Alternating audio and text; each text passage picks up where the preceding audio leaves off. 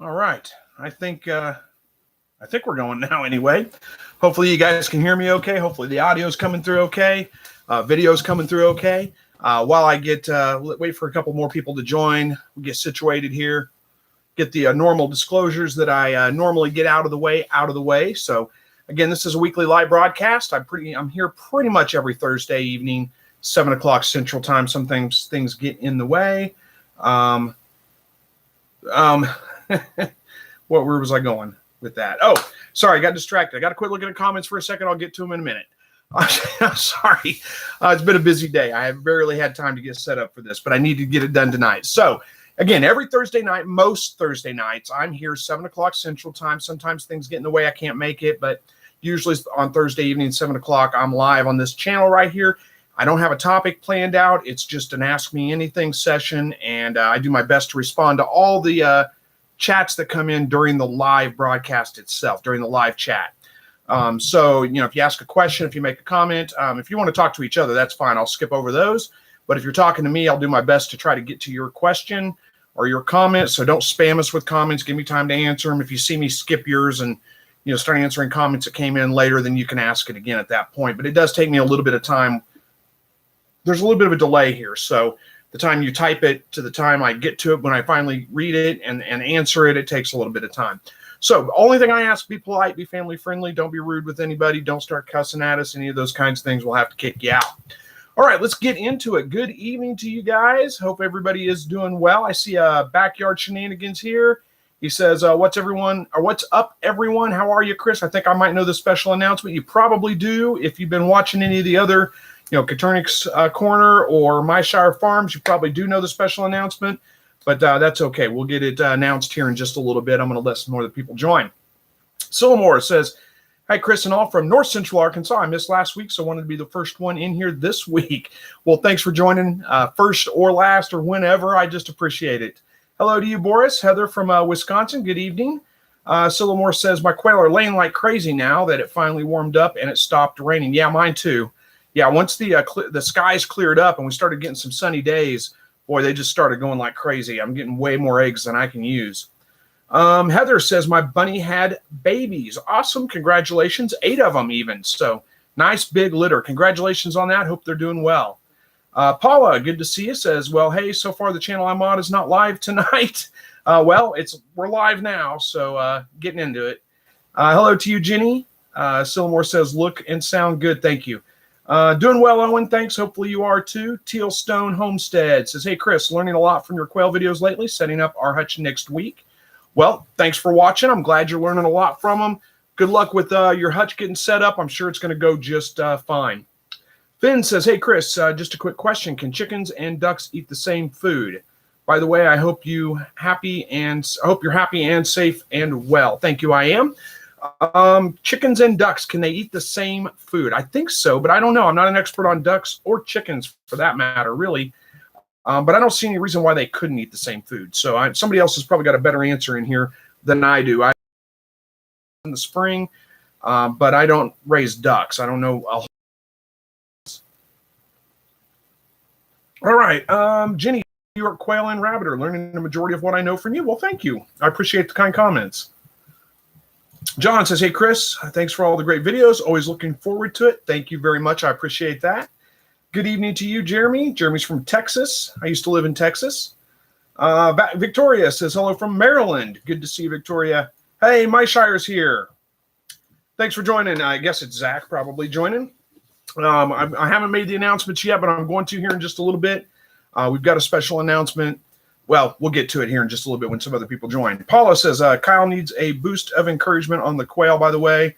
Last batch didn't go well. Oh, man, I'm sorry to hear that, Paula. Well, hang in there. It's going to go better next time, I'm sure. You guys know how to get a hold of me. If you have any specific problems, I'd be happy to do what I can to help. James says, hello, Chris from Northwest Florida. Hope everyone is fine. Yeah, doing well. Thank you. I read that as Christopher because it was longer than just Chris. The two words ran together, and I'm just used to seeing that way. Elsa says, from what I know, as long as they are not medicated, they can eat the same food. I think you're probably right on, Elsa. Again, I'm not an expert on ducks, so I don't know that there's really a big difference between their diets. I think you could probably feed them the same things. All right, Finn says, I want to raise a few rabbits as pets. Do you know if rabbits can live outside all year long in Ireland? Thanks for answering my question. I don't see why, or why not. I don't see why not. They live outside all year here. Let's see, are there not wild rabbits in Ireland?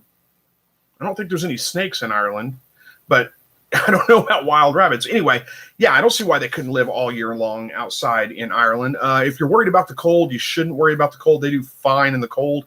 The only thing to really worry about with rabbits is the heat. They really struggle in the heat. They got big fur coats on, and when it's really hot outside, it is tough on them.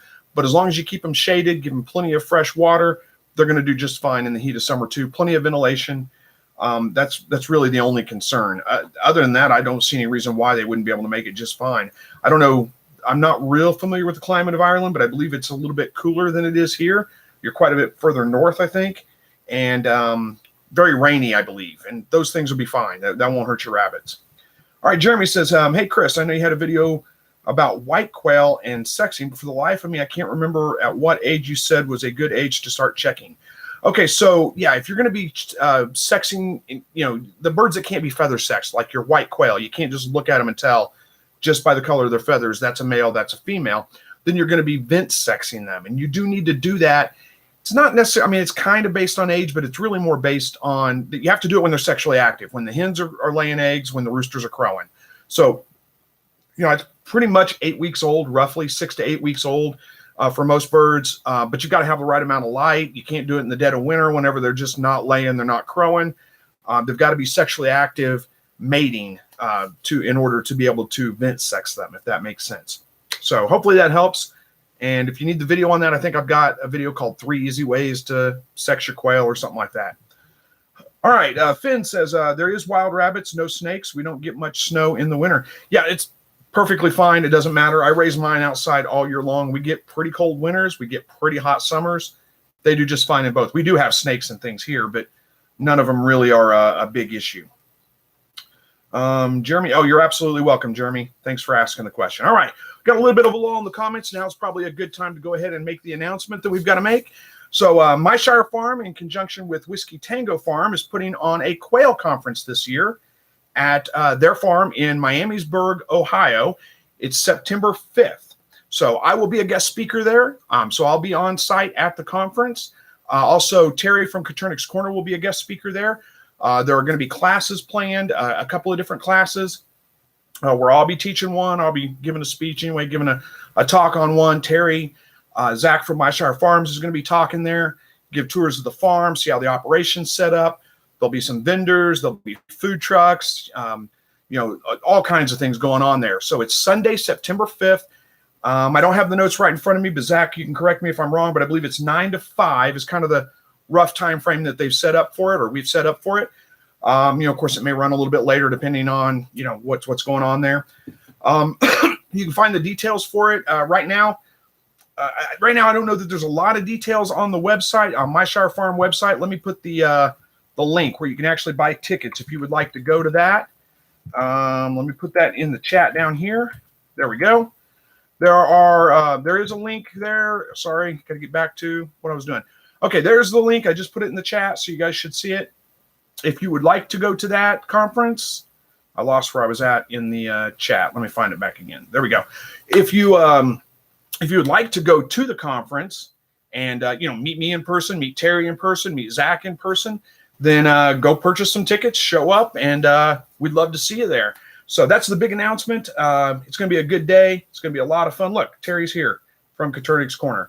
It's going to be a lot of fun. We're going to have a great time just kind of hanging out, getting to know everybody, talking quail all day long, and maybe a few rabbits too. I don't know. I'll talk about those maybe a little bit. We'll see. But yeah, Sunday, September 5th, 9 a.m. to 5 p.m. I believe Zach has worked out some deals where he's got some a little bit of a discount on some hotel rooms in the area. He's he's planning on opening up one of his fields for camping if you'd rather camp out.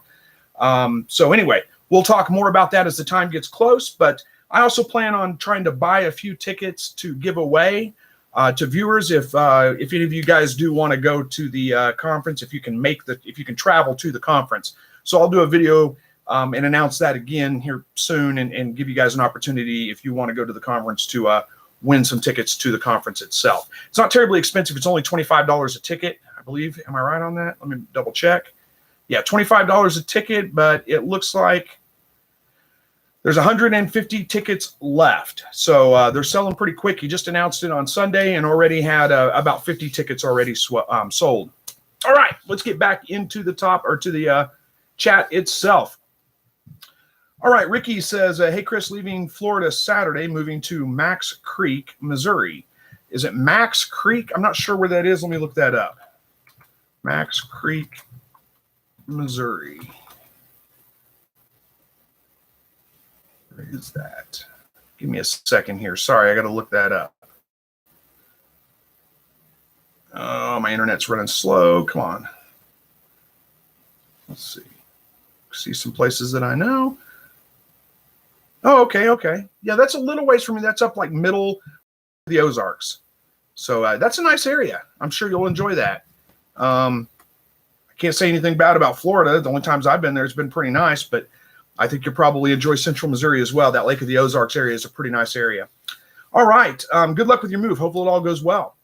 Jessica says, hey, Chris, thank you for the great info. I have my first chicks in a brooder now, 19 that made it. They basically double in size in under a week. It's amazing. Thanks. Yeah, they do grow incredibly fast. They pretty much, it seems like they double in size almost every day for about the first week and a half to 2 weeks.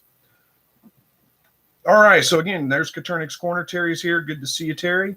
Sillamore says, cool beans at Quail Conference. Yeah, it should be a great time. And everybody's saying hi to Terry. Thanks for all the great info. I agree, Terry. Thank you for all that you do and the great information that you share.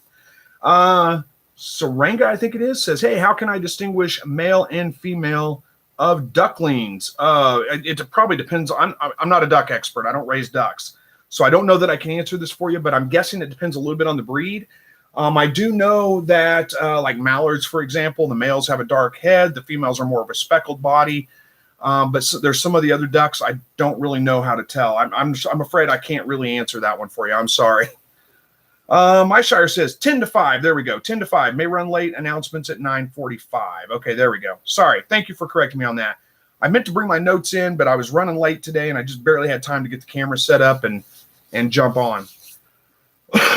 All right. Paula says it's different. Oh, talking to Sarah about your ducks. It is different for different breeds. Yeah, I would agree.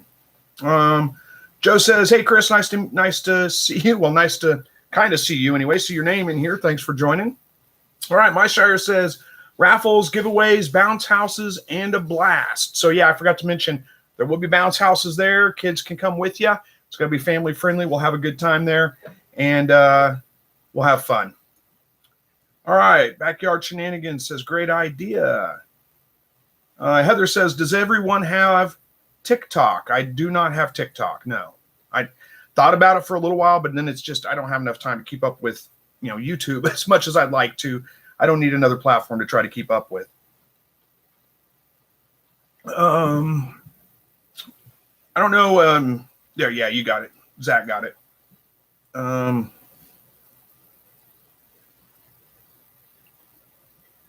right. Taco Promotions says, hey, Chris, God bless from South Florida. I'm very inspired by you and all the other people like yours. I am now raising quail, chicken, and Muscovy ducks. Awesome. Does anyone know about telling the gender for Muscovy ducks? I don't right offhand know. I mean, I know a little bit about Muscovy ducks. I think they're kind of cool because they're not like a typical duck. I know that they will perch. They have different kind of feet, more almost like a claw. Not exactly like a claw, but not quite as like a normal duck foot. And they will perch on things like where most ducks won't. But I don't know how to tell the gender. So Joey says, how's the garden? My tomatoes are getting crazy. No fertilizer used. Just wonderful growth right now. Any thoughts on your garden's future success? Yeah, my garden's doing pretty well right now. Most of the time. It's been kind of dry for the last week and a half and just hot. Upper 90s, heat index is over 100 degrees. So, it's rough on the garden, but so far it's doing pretty well. The tomatoes are doing well. The green beans, the peas are about done. Of course, they're an early season crop anyway. The zucchini and squash is all doing great.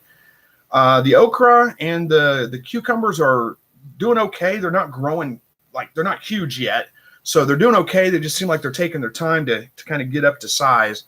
Pepper plants are doing well. I've got a few peppers off of them already. We've harvested a couple of zucchini already, plenty of peas. Looks like the potatoes in the raised bed are getting close to being ready to harvest. The vines are starting to die off on them. So everything for the most part is doing pretty good, really. I can't complain. I had a rough start, hardest start I've ever had to a garden season, but it's starting to pick up now. So it's looking good. Thank you for asking. I appreciate it. And Sillamore says, y'all give Chris a thumbs up. Well, thank you for that, Sillamore. I appreciate that. All right, the chat has slowed down. This usually doesn't happen. Usually I can't keep up with it. Oh, there we go. Backyard Shenanigans says, what's your favorite thing about quail? Myself, I like the crow the males do and all the colors they come in. Yeah, those are all cool things. I like the sounds of the male crowing as well, but I don't have, several hundred birds, and I think it might be different if I did. I wouldn't like it nearly as much, probably. But I do like the sound that they make. I think the favorite thing is just how easy they are to take care of. It's just how prolific they are as far as egg layers, and how easy they are to just breed and reproduce and, just bump your numbers up really, really quick. Those are my favorite things. And probably that I can get away with raising them in my backyard. I'm in town. I'm in the city here, so I can't get away with doing a whole lot. But quail are no problem. They're an easy fit right there. Nobody complained about them. I don't have any issues. So they work out really well for my situation. And that's probably, I think, my favorite thing about them. Joey says, what's your thoughts on your channel's future? Love it. Keep it up. Yeah, I love the channel. I love shooting videos for you guys. I love interacting with you on the live broadcast here. But at the same time, I always have a hard time coming up with video topics to discuss. I feel like I've covered everything. So you may see like repeat topics being covered from time to time. I'm really trying to figure out which direction to take things in as far as the channel goes. But so far, I know I've got new subscribers too. So I've got to remember that, hey, a lot of these people that are watching my videos now haven't seen all my old videos. So readdressing some of those topics is not necessarily a bad thing. So, I don't know. I don't know yet how it's going to go. I just take it. I don't do a very good job of planning those things out. I kind of think of the, I got to shoot a video this weekend. What am I going to talk about? And I come up with it like Saturday, about half an hour before I shoot the video. And then I shoot the video, edit it, and get it uploaded for you guys. Try to get 2 out on the weekends, but it's been pretty busy lately, and I haven't been able to do that the last couple of weeks, but I'll do better at it going forward, I hope. And I'm really trying to get back into responding to the comments. I haven't been doing a good job of that, so that is one of my goals, is to do a much better job of responding to the comments, answering the questions that come in from the viewers. I kind of miss doing that. I used to be really good about almost every comment I would respond to, and then I kind of got away from it, got out of a routine, and now it's hard for me to get back into it. But I've got a goal to do that. I've got plans to do that. I'm going to try harder to get back into answering comments. All right. Taco Promotions wants to know, have you ever crossed white with tuxedos? Yeah, I'm sure I have, but it's been a long time since I've had whites or tuxedos. I pretty much just raised the jumbo pharaohs, jumbo wild, whatever you want to call them. I had some that were jumbo pharaohs, some that were jumbo meat makers, but I can't tell the difference. They're pretty much the same bird to me. So that's pretty much what I raise now. Hey, look at that. Lars is here. $169, well, not dollar, Danish crown. Is that right? Yeah. Super chat. Thank you so much, Lars. I appreciate that. So that's like probably like $35 or something. It's very generous. I appreciate it. Excuse me. Okay, so back to, have I ever crossed white with tuxedo? Yeah. Again, I'm sure I have. I had tuxedos and I had whites at one time. I'm trying to remember if I ever had them at the same time or not. Yeah, I'm sure because when I had them, I just had them all in the same cage. They were interbreeding and all that kind of stuff. So yeah, I'm sure I've crossed them. I just don't remember the specifics of it. All right, David says, hello all from David in Covington, UK. Coventry, UK. There we go. My quail just started to hatch. Thanks for all your advice. All the best at QuailCon. Thank you very much. I appreciate that, David. And congratulations on your quail hatch. And I hope they do well. Joey says, my wife has saved 2 baby birds from the ground. She's been feeding them wet dog food. What do we do?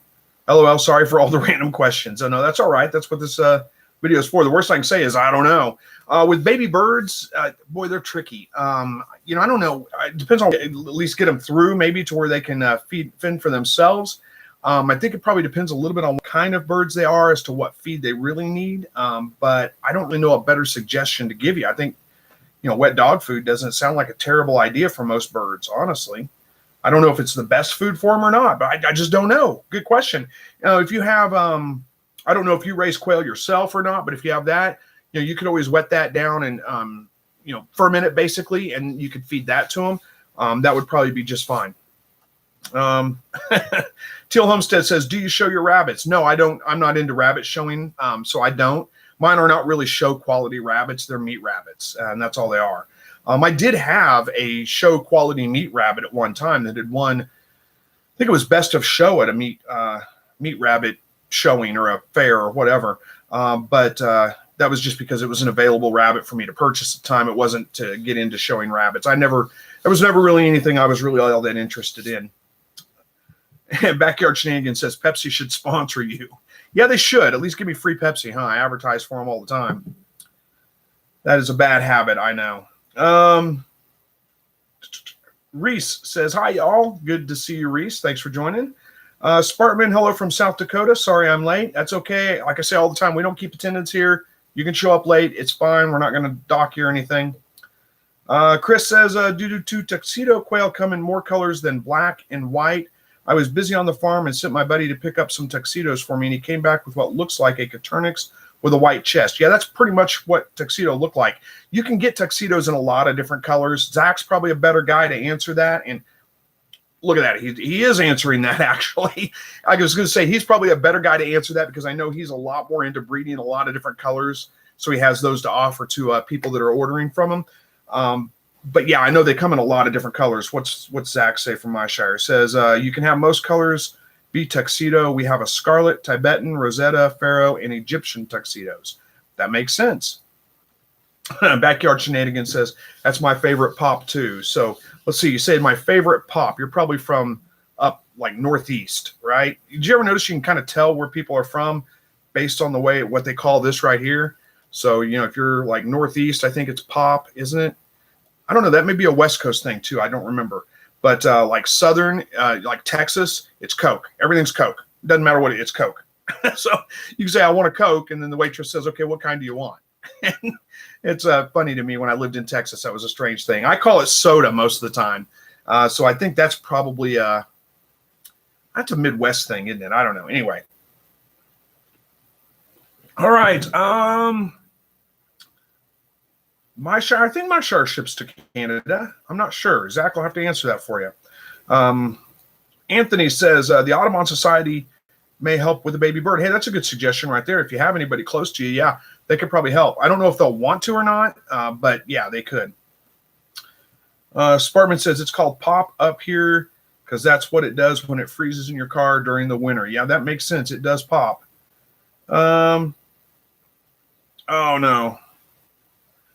I thought you did ship to Canada. I'm sorry, Zach. I shouldn't have put you out there like that. Reese says, can you use mealworms for the baby birds too? I'm not sure if you're talking. Oh, you can use mealworms for the baby birds too. Well, it depends on how old they are, really, as to whether you want to be feeding them mealworms or not. But, it could be a viable option for them for sure. And it looks like, no, you can't ship to Canada right now. The COVID made it practically impossible for export.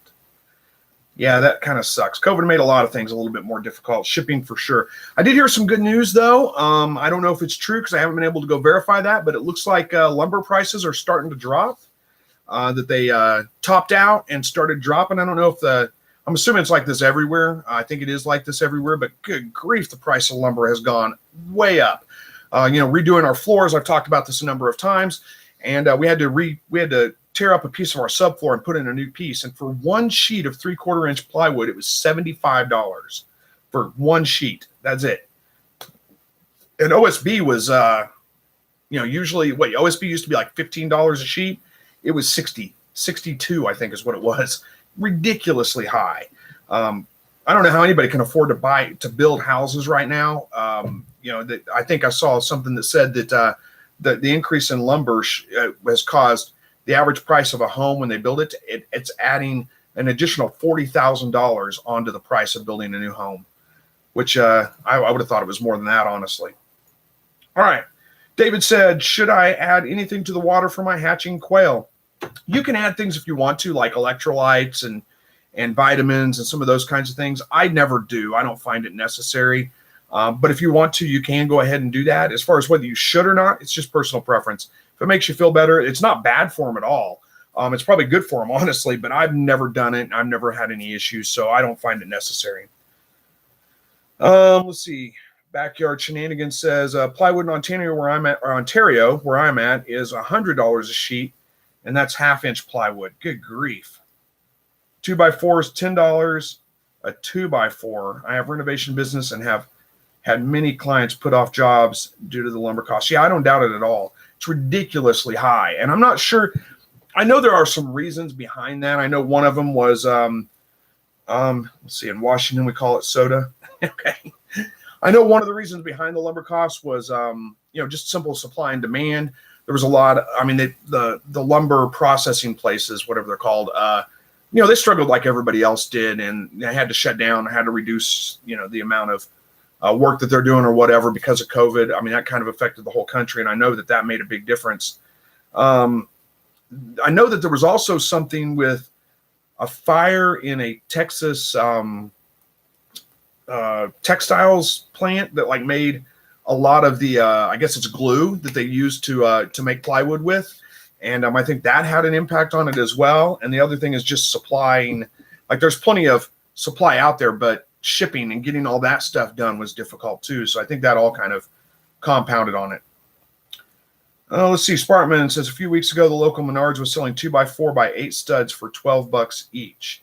Yeah, that's actually that's 2x4x8 studs. Those used to be You used to be able to get them for about $4 or $5 a stud, and $12 each. That's crazy high. So yeah, when I picked up all our flooring, it was on a big pallet, and they had a big a board, just a thin sheet of plywood. It wasn't a very maybe 1/4 inch plywood, I think it was, laying across there. And the guy took that off, and he was gathering up all the trash. I said, "Hey, you don't need that, do you?" And he said, "No." I grabbed it real quick and threw it on the trailer. I figured I wasn't going to give it up if I didn't have to. It's still sitting in my garage. I haven't used it, but I have a plan for it. All right. Sparkman says, last I looked and checked, it's now down to $9 each. Well, it's good. It's coming down.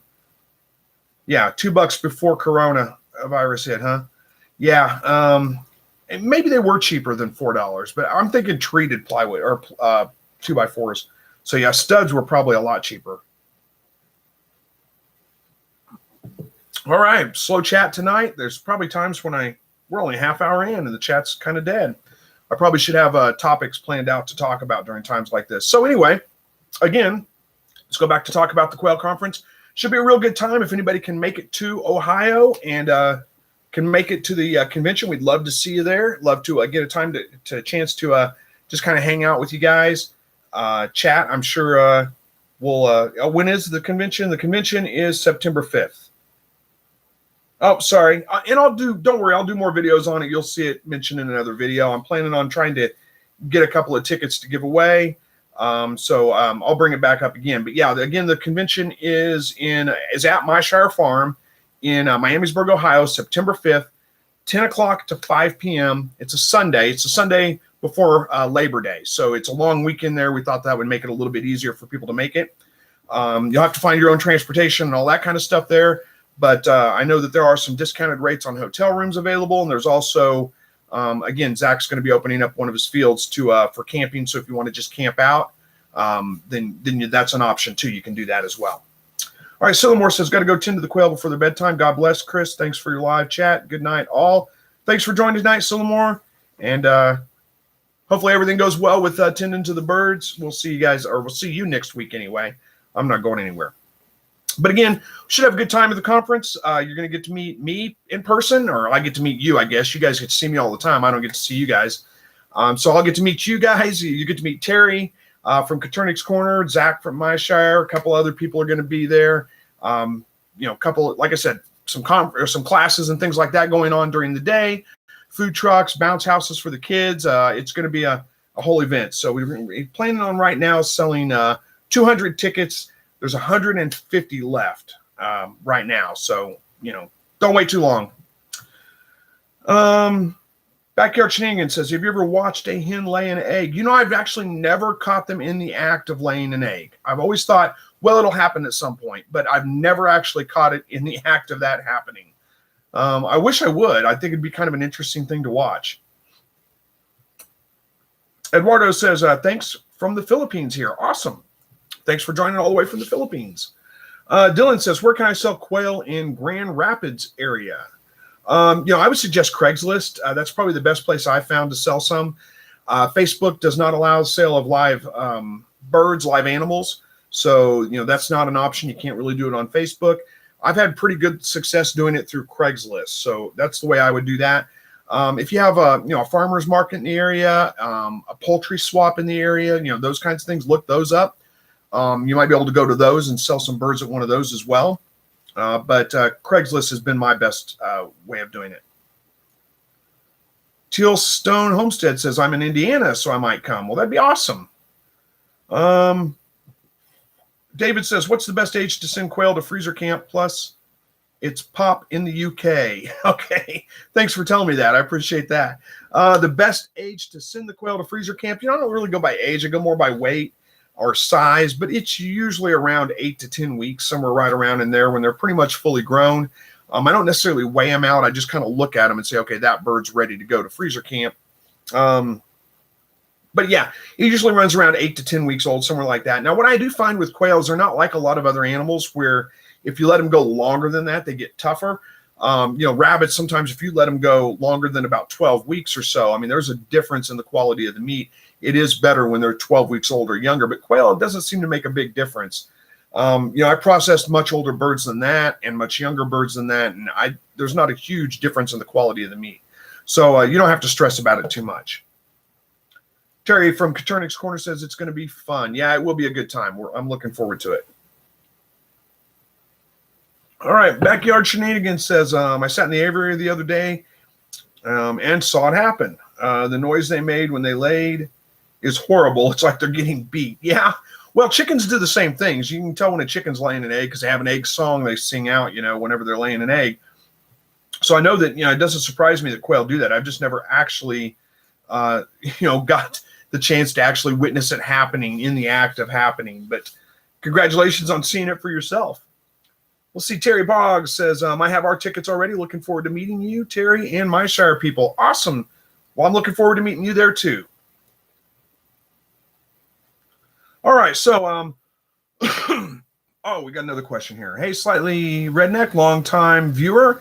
Just here to say that I'm glad you're still making the videos and I appreciate your helpful knowledge. Well, thank you very much, Jeremy. I appreciate that. Thanks for watching too. I appreciate being a long-time viewer.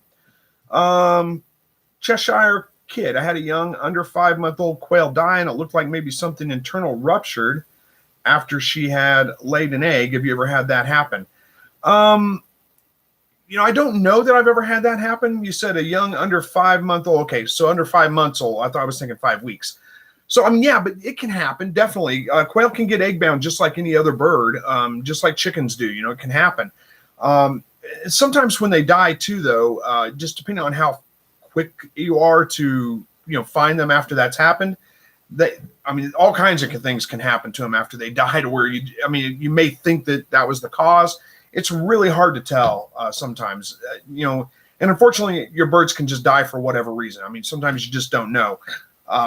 And you'll never know. As long as it's not like a common occurrence, it doesn't happen all the time. It's nothing to worry about. It's just part of raising animals. Sometimes you're going to have one that dies for no apparent reason. It could have been something to do with the egg laying, but who knows? It's hard to say for sure. All right, Eduardo says, we will have a major roof and wall renovation, but my 30 square meter, I think, rabbitry is right beside it. Do rabbits die because of the noise and dust? Well, that's a good question. They could. I don't think I'd worry about it too much. If your rabbits are really jumpy and there's all kinds of crazy noise going on, it might startle them, and it's possible that it could stress them out enough that they would have a heart attack or something like that and die from it. I don't know that it's a major concern, though. Now, when you're talking about dust, I guess that would be a little bit more of a concern for me. You don't want to, they have fairly sensitive airways. So, lots and lots and lots of dust going in there, that could definitely affect them. If it's possible to move them to another area or, put up some kind of, something to prevent the dust from getting in on them, maybe fans blowing the other way, I don't know, something like that. That would be a little bit more of a concern for me, that you would cause respiratory issues because of all the dust that's in the air. But I don't think I'd worry too much about the noise. They're probably okay with that. All right, Rose says, Chris, how long can you grow out roos, or how long can my grow out roos stay in one cage before too much fighting? That depends a little bit on your birds. Every bird's a little bit different. Most of the time, I don't have too many issues with a bunch of roosters in one cage when I'm growing them out and them starting to fight. It's not a big issue for me. As long as I'm not introducing new birds to them all the time or any of those kinds of things, it's not usually a big problem. But some birds are a little bit more aggressive than others, and you may have more of a problem. Really, you're probably not going to have any issues until they hit about 8 to 10 weeks, somewhere right around in there when they start crowing. Actually, it should be probably more like 6 to 10 weeks. Just depends on when they start crowing. But when they start crowing is when they're going to be a little bit more territorial. They've got more hormones going through their body. That's when you're going to have the best chance of them being aggressive, especially right when they first start. And they may start picking on each other. You may have a little bit of problems with them beating each other up, but it's probably not going to be a big issue as long as they were raised together, the same flock. They've always been together. They're probably going to be okay.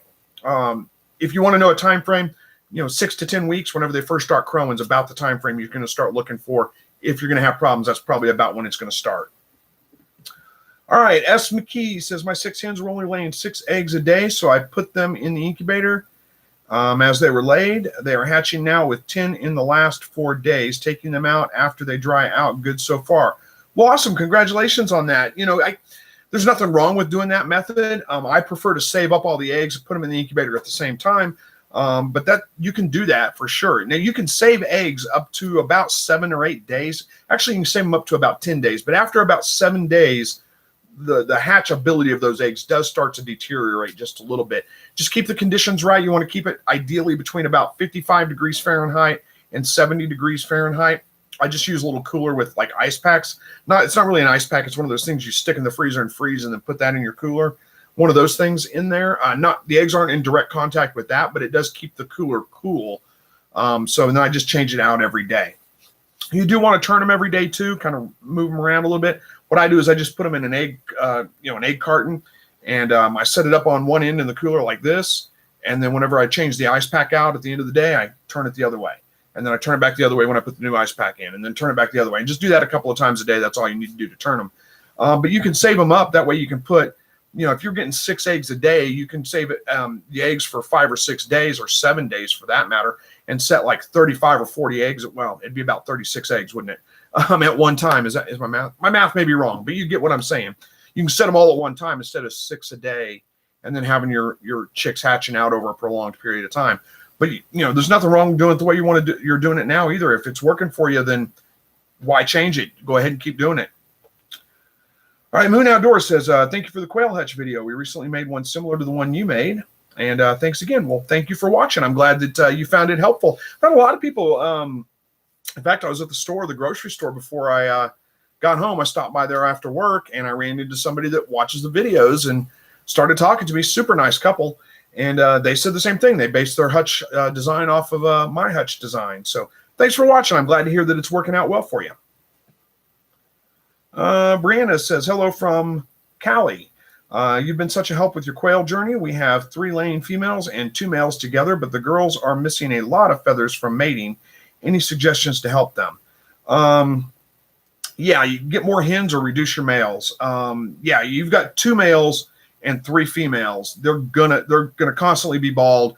They're probably gonna have little some scabs on the back of their head, even because they're going to be overbred. There's just too many males per female. I use 1 male for every 4 to 5 hens, and I try not to go below 3 hens per every male, because then you do end up with them being overbred, missing feathers, getting the back of their heads pecked, those kinds of things. It's really about the only thing you can do is reduce the number of roosters you have or increase the number of hens that you have. That would be my suggestion. Hopefully that didn't come across harsh. I didn't mean it that way, but that's you're right. You're going to end up with exactly what you've got. All right. Teal Stone says, Are regular Katunics good for meat plus eggs, or would you only use jumbos for meat? No, they're fine. The only difference between regular and jumbos is regular are smaller than jumbos, and jumbos, in comparison to a lot of other things out there, are not all that big. So your standard quail are going to be considerably smaller than those, but they're fine. They work just fine for meat and eggs if you want them. There's not a huge, there is a difference in the eggs, but not as big as there is a difference in the body size of the bird. So if you really want the best meat production, you're better off with jumbos, but it doesn't mean that the standards, they still taste the same, and they still grow out at the same rate, 8 to 10 weeks before you're ready to process them. You just don't get quite as much meat out of them as you do the jumbo birds. Excuse me. I choked on my own saliva.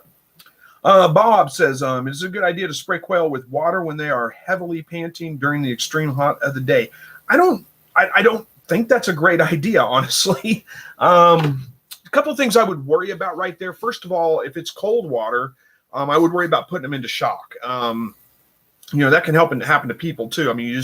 You're super hot and you get hit with really cold water and it can put you into shock. So I would worry about that. The other thing is that, I just don't think it's a good idea to be spraying them down with water, especially unless you live in a really arid part of the country where it's really dry out all the time anyway. It's not going to do much good to spray them down. Here in Southwest Missouri, it's pretty humid out. And if you go to spray the birds down, they're just going to be dripping wet all day. So they're going to be dripping wet hot all day long. They're not going to dry out completely. And I would worry about that. Sorry, I got to adjust my belt buckle. It's digging into my stomach. I've gained too much weight since I got married. So I don't know that that's a good idea. My best suggestions on keeping them cool is really just keep them in the shade. And I always say try to put them to where the hutch itself is in the shade, not just where they get the shade from the roof of the hutch, but the direct sun's not beating down on the hutch itself. If you can do that, that makes a big difference. If you are in a dry area, I would spray, misters are fine, but you don't want it misting the birds necessarily. Mist the hutch area itself, and that evaporation will cause it to be a couple of degrees cooler inside your hutch. But I don't think I'd spray down the actual birds. I don't know that that's a great idea. Tealstone Homestead says, how many regular Katunics quail would you say is needed for a meal? Says 2. I'm still trying to decide. Yeah, probably at least 2, maybe 3. We can usually get a buy with, as long as you've got other things with you, you're not relying just on the quail to feed yourself. Get green beans or potatoes or something, with it. Usually we do about 2 jumbo birds per person whenever we're eating quail. But, with standard birds, it's not, it is different. There is a significant difference in the body size. 2 would probably still do it, but you might want 3. You got to realize there's not a whole lot of meat on these birds except for their breast and their legs. And their legs are not much at all. It's really mostly just the breast. So hopefully that answers that one. Hey, Big Mike's here. Good to see you, Big Mike.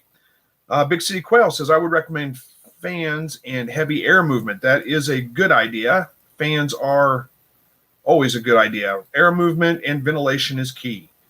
Roas says, are roosters ever as large as hens? I was talking to some people about that today. The roosters do tend to be a little bit smaller than the hens do. Not always. So I've had some pretty big roosters that are bigger than my hens, but most of the time the roosters are a little bit smaller than the hens are, and they tend to take a little bit longer to get to full size weight. A lot of that probably has to do with because they tend to go into, they tend to mature sexually a little bit faster than the hens do, and that probably reduces how much food they're eating. So I'm sure that has an impact on it. If you let them grow out long enough, the roosters do tend to get pretty close to the size of the hens, but they always seem to be on average just a little bit smaller than the hens do. All right, Big City Quail says here in Phoenix especially during the heat snap, putting them in a misted area. Putting them in a misted area. Okay, that makes sense. And he says, hello from the Devil's Playground in Phoenix, LOL. Yeah, I've been to Phoenix. I know what it's like. And, it's hot. Phoenix is incredibly hot. But it is the one thing about Phoenix is it is dry, and that does make a big difference. And I know that if you're not somebody that, if you've lived in Phoenix all your life, it doesn't make sense to you that it could be more miserable at 100 degrees here than it is at 120 degrees in Phoenix. But Yeah, 118 degrees. Yeah, I know. I've been there. I've seen it. But yeah, the humidity here, it was, I don't know what the percentage humidity was, but the dew point was in like 75 degrees today or something like that. It's just almost oppressive humidity. It's crazy how much of a difference the humidity makes in the heat. Big Mike says, got a big black snake living in the hen house. Should I leave him there? Well, I guess that kind of depends. I think I would move him if it were me, because you don't want him eating your birds, and that's what I would worry about him doing. He probably won't eat all of them. He'll just eat one or two a week. And if he doesn't have other food, if there's not enough rodents around, if they're easy to get to, then yeah, he's definitely going to eat them. I mean, he's a snake doing what snakes do. He's there for the food. So I would probably move him. I would remove him and move him out to another location. He probably won't come back, so you don't have to worry about that too much. They are good to have around to keep your rodent population down, but at the same time, you don't want them eating your birds.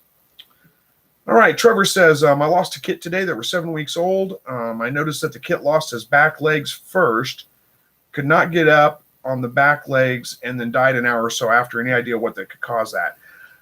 Okay, so he couldn't use his back legs. That's strange. That sounds like a back injury. Like, did he get stomped on? Did he, for whatever, somehow injure his back, break his back, something like that? Spinal injury of some kind. That's what that sounds like to me. There could be other things related to that as well. He could have some kind of bowel blockage or intestinal blockage or something like that that's causing those issues. It's really hard to know for sure.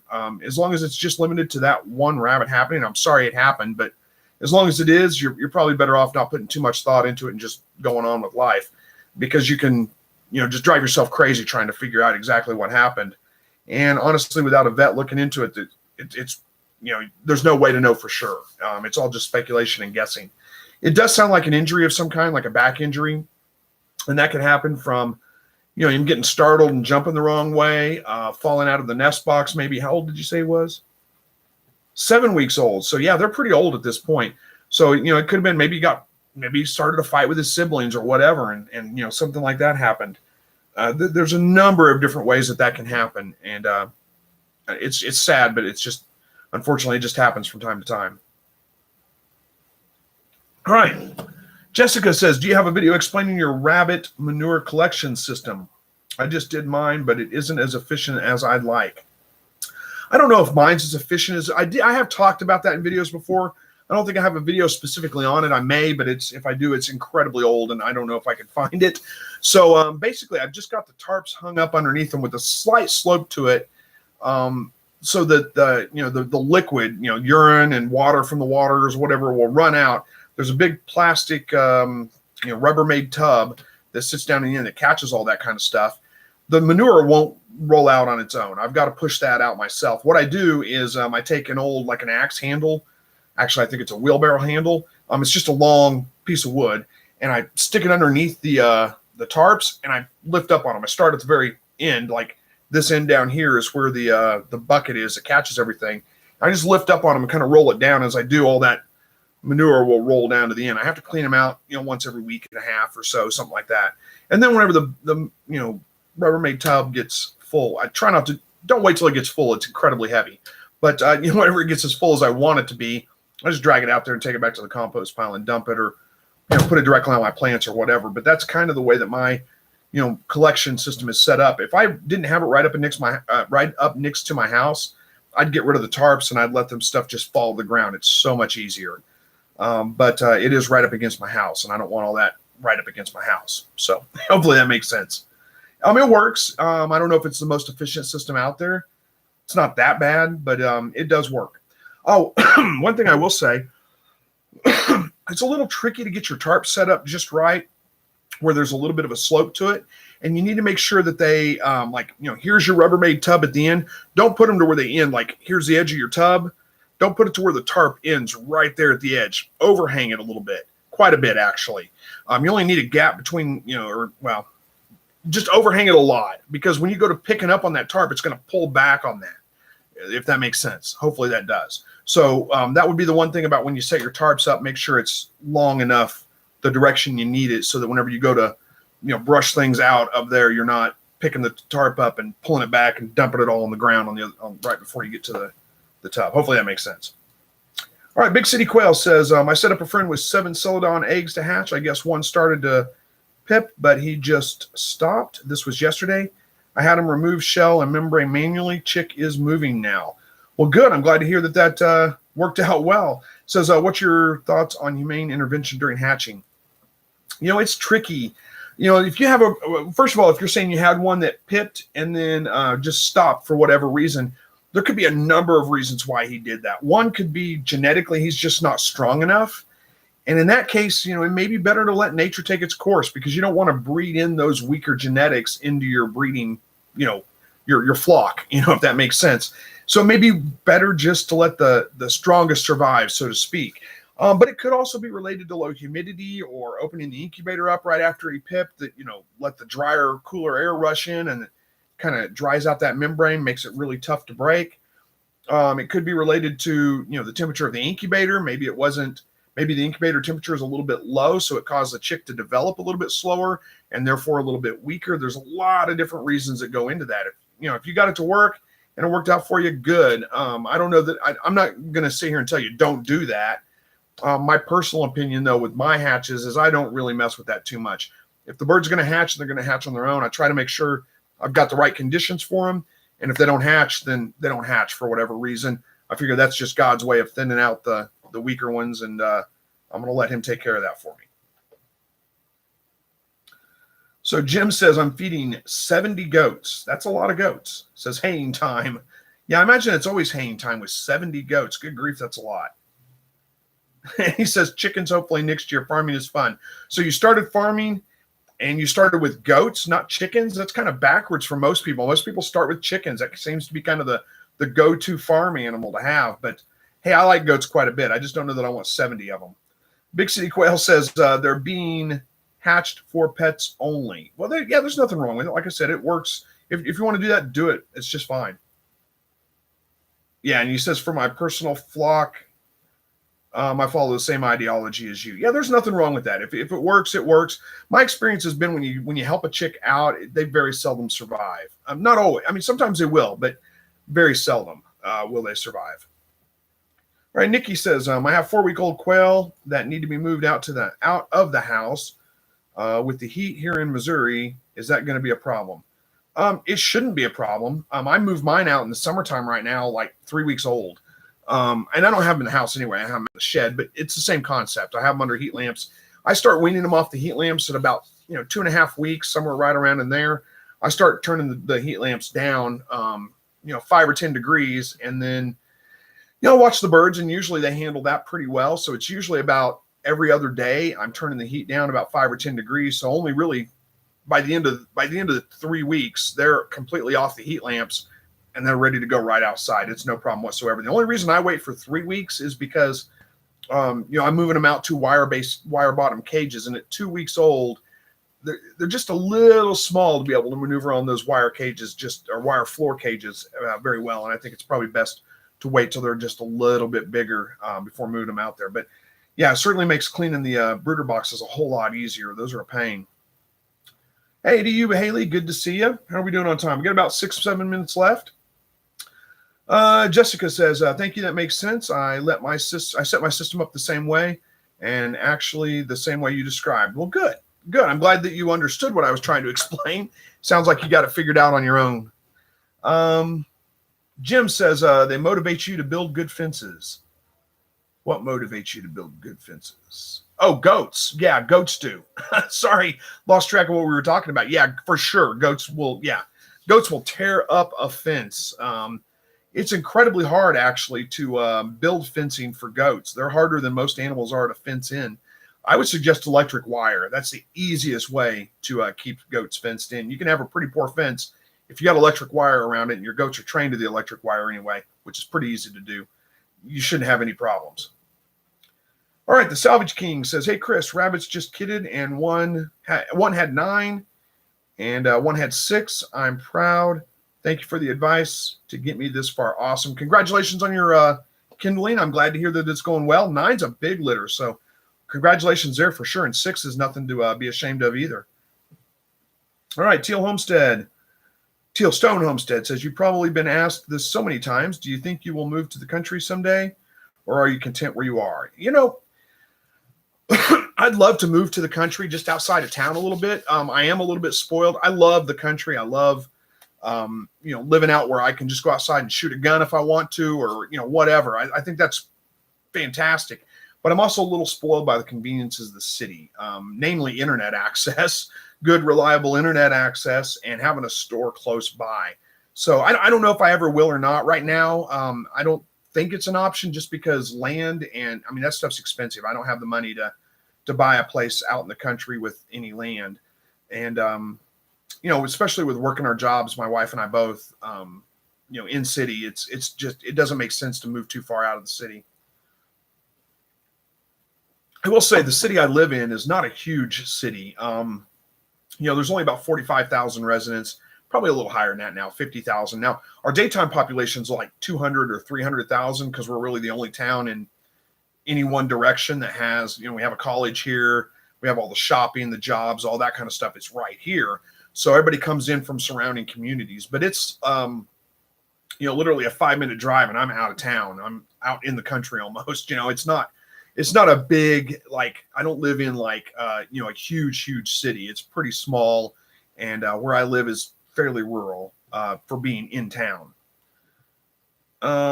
Haley says, my Rex is having her babies tonight, but she's having them on the cage floor. Keep an eye on her and get those moved to the nest box as soon as you can. I don't know where you live and what the weather's like, but like here today, it was 100 degrees during the day. So that's plenty warm enough for them, but it's going to drop down in the 70s tonight. And that's a little chilly for newborn baby rabbits that don't have any fur yet.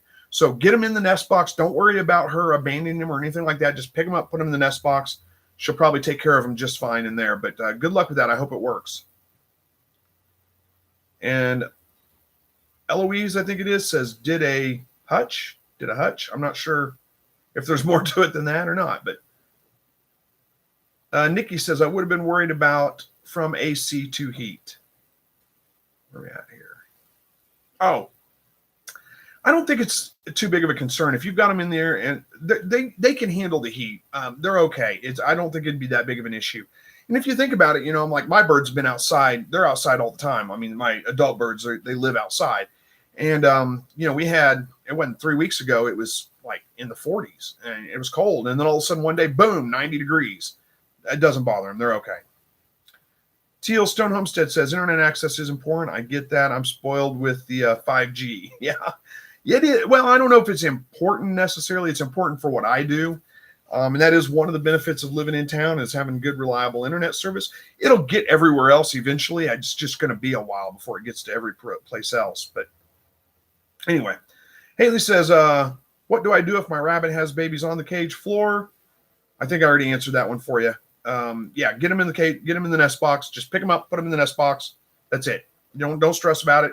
It won't bother the mother rabbit at all. She may freak out a little bit while you're in there doing it. It's going to make her nervous, but she won't abandon them. She'll do fine. Keep an eye on her. Make sure, that after you move them, she doesn't have any more on the cage floor.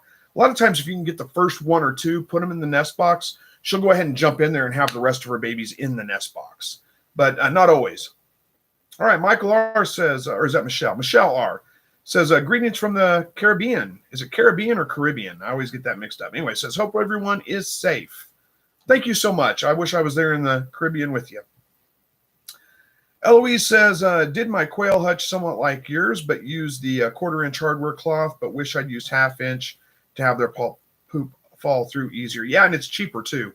But yeah, I know what you're saying. 1/4-inch is probably a little bit easier on their feet. I don't have a ton of problems with their feet, but my quail do get, like every once in a while I get a bird with a leg problem or something like that. But yeah, it's definitely 1/4-inch is not big enough to let everything fall through.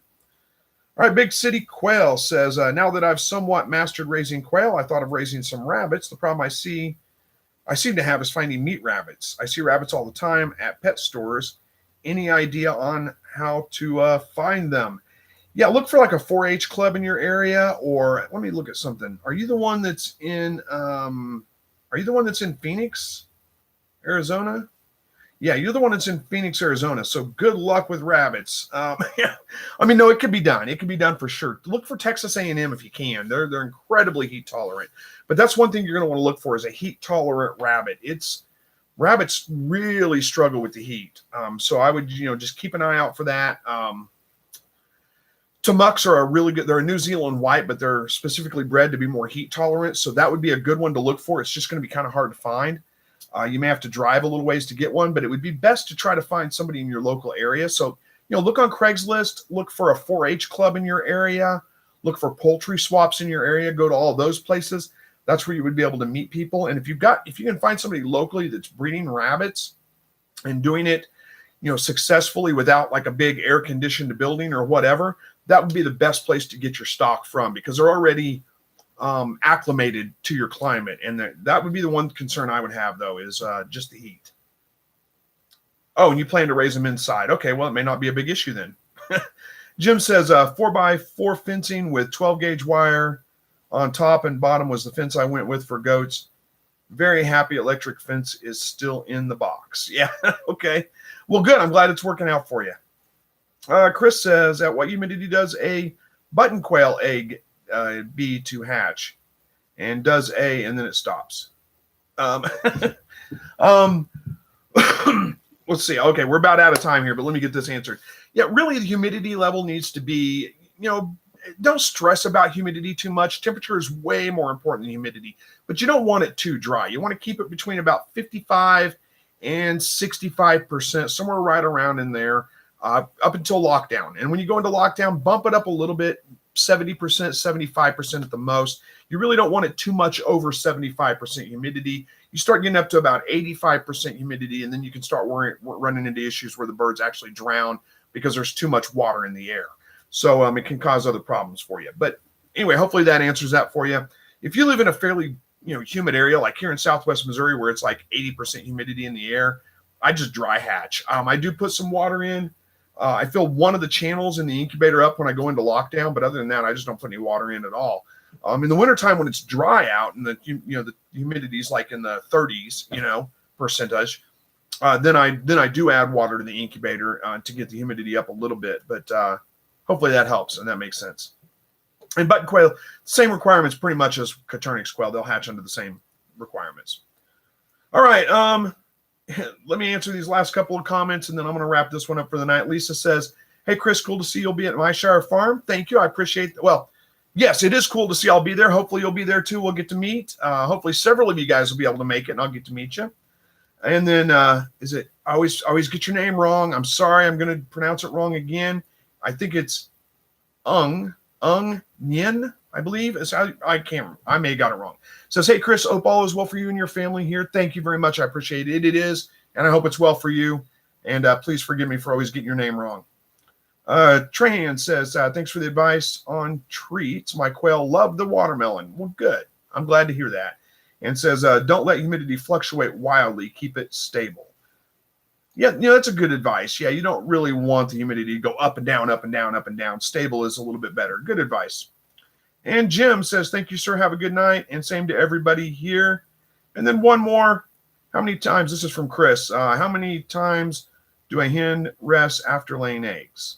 How many times do a hen quail rest after laying eggs? I don't know. I'm not sure what you mean. You mean like how long does she rest after laying an egg? I really don't know. Good question. I've never noticed them resting at all. I think they probably just lay an egg and then go about their business. I don't think it really slows them down, but I really don't know. Good question. All right, I'm going to wrap it up with that one tonight. And hopefully we'll see you guys again on the next live broadcast next week. Thank you guys so much for joining tonight. Thanks for hanging in there with me. And as always, God bless. Good night. We will see you guys hopefully next week.